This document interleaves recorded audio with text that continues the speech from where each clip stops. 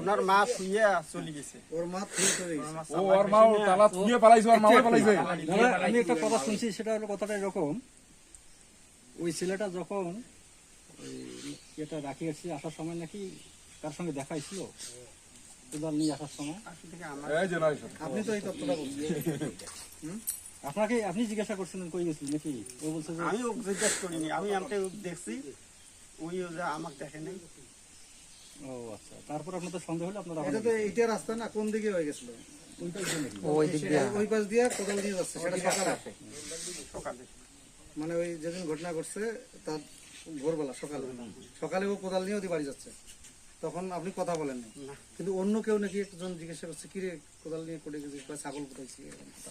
এটা ওই যে আগে এটা হলো সোমবার, আর এটা আমি ইয়ে করছি মঙ্গলবার। আচ্ছা, সোমবার রাতে যখন ওই যে কইলো যে কিরে কোড়ে থেকে কোদাল নিয়ে আসিস, তখন ও বললো যে ছাগল মরছে পোতাইছে।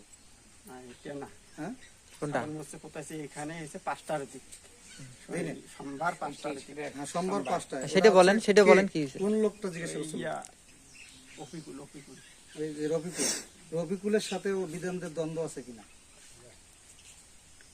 মানে রফিকুলের সাথে বিধানদের কোনো ঝগড়াঝাটি আছে কিনা? কারণ বিষয়টা তো অন্যদিকে প্রবাহিত। আর রফিকুল কি বলছিল? রফিকুল কি বলছিল?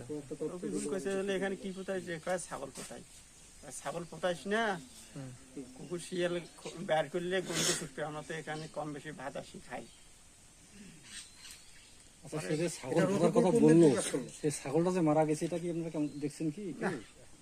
ওইটাই তো সেটা। কিন্তু রফিকুল ওটা কি আগের দিনেই বললো না পরের দিন বললো? সোমবারে আগের দিন।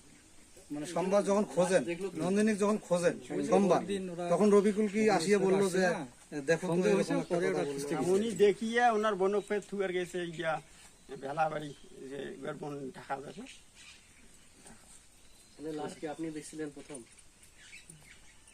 তিনি সন্দেহ করে শোনাবো। আচ্ছা, রফিকুলের বাড়িটা কোনটা?